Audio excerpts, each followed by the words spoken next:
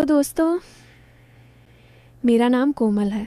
उम्र अभी 25 की हो चुकी है। गांव की हूँ, पर पढ़ाई लिखाई थोड़ी ज़्यादा कर ली है, इसलिए लोग कहते हैं कि शहर वाली लगती हूँ। हाइट मेरी 5 फुट 5 इंच है। रंग गेहुआ, पर चेहरा ऐसा कि लोग एक बार देखें तो दूसरी बार ज़रूर मुड़कर देखते हैं। बाल लंबे काले घने, जब खुले छोड़ती हूँ तो कमर तक आते हैं। और हाँ, जो लोग थोड़ा ज़्यादा सोचते हैं ना, वो मेरी कमर देखकर ही सोच में पड़ जाते हैं कि ये कितनी पतली है, फिर भी इतनी मजबूत कैसे। मैं हंसती हूँ ऐसे लोगों पर मन ही मन। खैर, आज मैं अपनी पूरी कहानी तुम्हें सुनाने वाली हूँ, जो हुई मेरे साथ पिछले कुछ महीनों में। धीरे धीरे सुनाऊंगी, जैसे सब कुछ मेरे सामने चल रहा हो। तैयार हो ना? हमारा गांव छोटा सा है, पर घर बड़ा ज़्यादा लोग। पापा खेती करते हैं, मम्मी घर संभालती हैं, 2 छोटे भाई हैं जो अभी स्कूल जाते हैं। मैं सबसे बड़ी हूँ। घर में एक पुराना सा आंगन है, बीच में नीम का पेड़, और उसके नीचे एक चारपाई पड़ी रहती है जहाँ गर्मियों में सब बैठते हैं। मैं भी वहीं बैठकर किताबें पढ़ती हूँ या सिलाई का काम करती हूँ। पिछले साल मैंने सिलाई का कोर्स किया था शहर से। अब घर पर ही ब्लाउज़ कुर्ते सिलती हूँ। पड़ोस की औरतें आती हैं, कपड़े देते हैं और मैं सिलकर देती हूँ। पैसे भी थोड़े बहुत बच जाते हैं। एक दिन सुबह सुबह मैं आंगन में चारपाई पर बैठी थी। धूप अभी हल्की हल्की थी, हवा ठंडी। मैंने एक हल्का सा गुलाबी कुर्ता पहना था जो मैंने खुद सिला था, थोड़ा टाइट फिटिंग, क्योंकि मुझे ऐसे ही पसंद है। नीचे सफ़ेद सलवार। बाल मैंने खुले छोड़े थे। मैं सिलाई मशीन पर एक ब्लाउज़ सिल रही थी। तभी हमारे चाचा का लड़का राजू आया। राजू शहर में नौकरी करता है, कभी कभी गाँव आता है। उम्र उसकी 30 से 32 की होगी। लंबा गोरा अच्छा बदन। वो आया और सीधा आंगन में आकर मेरे पास बैठ गया। क्या कर रही है कोमल दीदी? उसने पूछा, पर उसकी नज़र मेरे कुर्ते के गले पर थी, जो थोड़ा गहरा था। मैंने मुस्कुराकर कहा, ब्लाउज सिल रही हूँ। तू बता, कब आया? कल रात को। चाचा ने कहा था कि तुझे कुछ काम है। मैंने सिलाई रोक दी और उसकी तरफ देखा। राजू की आंखें मेरी तरफ ही थीं, जैसे कुछ ढूंढ रही हों। मैंने सोचा, ये शहर के लड़के ऐसे ही होते हैं, थोड़ा बिंदास। मैंने फिर सिलाई शुरू कर दी। वो पास ही बैठा रहा। हवा चल रही थी, मेरे बाल उड़ रहे थे, कभी कभी मेरे चेहरे पर आ जाते। मैं उन्हें पीछे करती तो वो फिर मुस्कुराता। दीदी, तुम्हारी सिलाई बहुत अच्छी है, उसने कहा। पर यह ब्लाउज़ किसका है? पड़ोस की शालिनी भाभी का। अच्छा, फिटिंग बहुत परफेक्ट आएगी ना? उसने हंसते हुए कहा। उसकी बात में कुछ था जो मुझे लगा कि वो कुछ और कहना चाहता है। मैंने हंसकर टाल दिया। हाँ बाबा, परफेक्ट ही आएगी। वो और पास खिसक आया। चारपाई पर जगह कम थी, उसका घुटना मेरे घुटने से छू गया। मैंने कुछ नहीं कहा, बस सिलाई में ध्यान लगाया, पर मन में कुछ चल रहा था। राजू बातें करता रहा, शहर की, नौकरी की, फिल्मों की। मैं सुनती रही।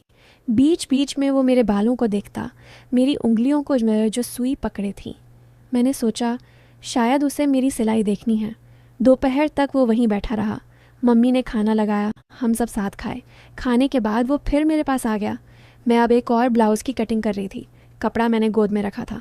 वो पास बैठा और बोला, दीदी, मुझे भी सिलाई सिखा दो ना। मैं हंस पड़ी। तुझे क्या सिलाई सीखनी है?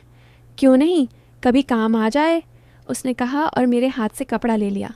उसकी उंगलियां मेरी उंगलियों को छू गईं। मैंने कुछ नहीं कहा। वो कपड़ा देखने लगा, फिर बोला, ये बहुत सॉफ्ट कपड़ा है, छूने में अच्छा लगता है।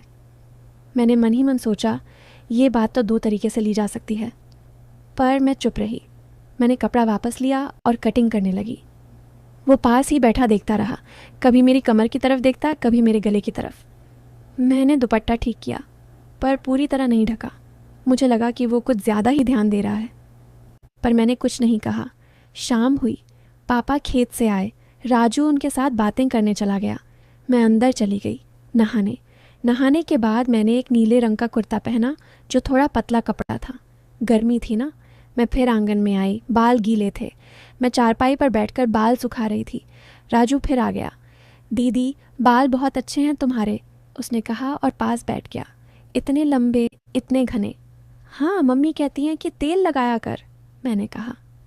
वो मुस्कुराया। मैं लगा दूं? मैं चौंकी, पर हंस दी। पागल है क्या? अरे, मजाक कर रहा हूँ। पर उसकी आंखों में मजाक नहीं था।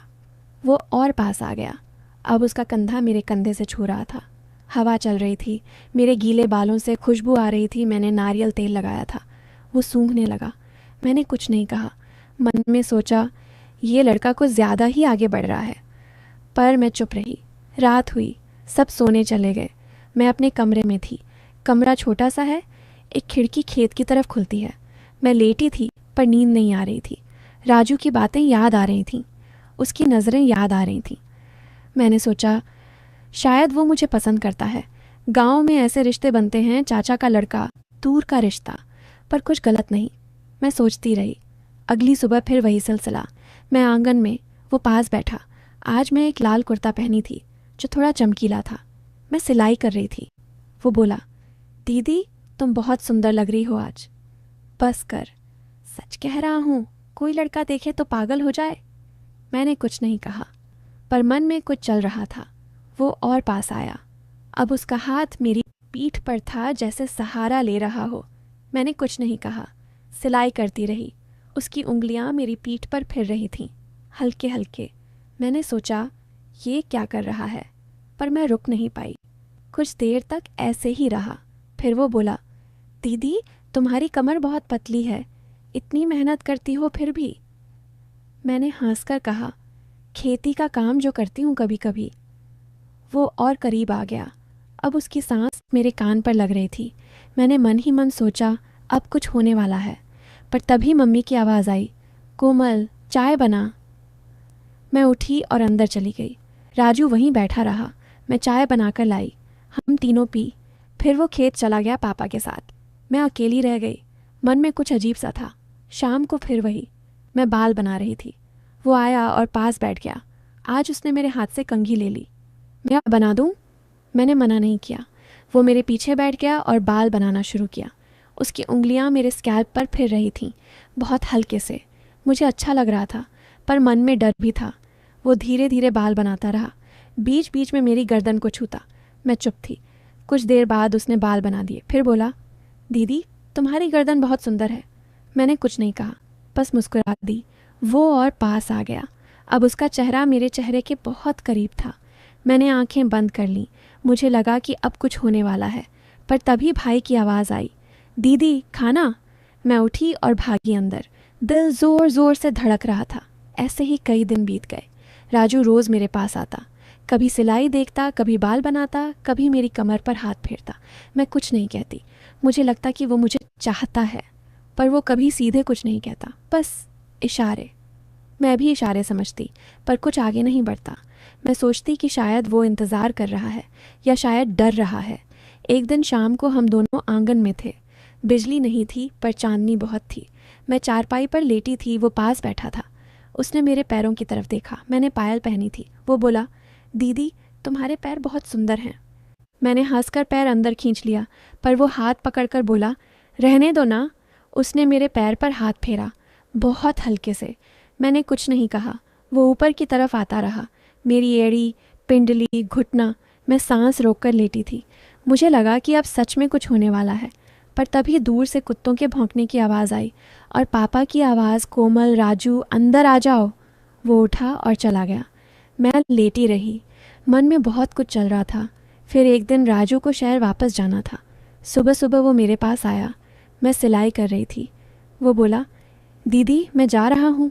मैंने उदास होकर कहा, चाचा थे। वो पास बैठा। फिर बोला, दीदी मैं तुमसे कुछ कहना चाहता हूँ। मैंने सिलाई रोक दी। दिल ज़ोर ज़ोर से धड़क रहा था। मुझे लगा कि अब वो प्रपोज़ करेगा या कुछ और। वो मेरे बहुत करीब आया। उसका हाथ मेरे हाथ पर था। फिर बोला, दीदी तुम बहुत अच्छी हो। मैं तुम्हें बहुत चाहता हूँ, जैसे बड़ी बहन। मैं चौंक गई। क्या? हाँ दीदी, मैं शहर में अकेला रहता हूँ, कोई अपना नहीं। तुम मेरे लिए बड़ी बहन जैसी हो। तुम्हारी देखभाल, तुम्हारा प्यार सब बहन जैसा लगता है। मैं बस यही कहना चाहता था कि तुम मेरी सबसे अच्छी दीदी हो। मैं कुछ देर तक चुप रही, फिर हंस पड़ी। पागल, मुझे तो कुछ और समझ रही थी। वो भी हंसा। क्या समझ रही थी? कुछ नहीं, मैंने कहा और उसे गले लगा लिया बहन की तरह। उसके जाने के बाद मैं बहुत देर तक सोचती रही। जितनी भी बातें हुईं, जितने इशारे, जितने स्पर्श, सब बहन भाई वाले थे। मैंने ही गलत समझा था, या शायद मेरे मन में भी कुछ था। पर अब सब साफ हो गया। राजू अब भी कभी कभी आता है, और हम पहले जैसे ही हैं, पर अब सिर्फ बहन भाई। दोस्तों, ये थी मेरी कहानी। जो लोग कुछ और सोच रहे थे उनके लिए माफ़ी। पर सच तो यही है कि ज़िंदगी में प्यार कई तरह का होता है। कभी वो जो हम सोचते हैं वैसा नहीं होता, पर जो होता है वो सबसे खूबसूरत होता है। अब बताओ कैसी लगी कहानी? अगर कहानी पसंद आई हो तो लाइक करें, शेयर करें और रेखा की स्टोरीज़ को सब्सक्राइब करें करना ना भूलें।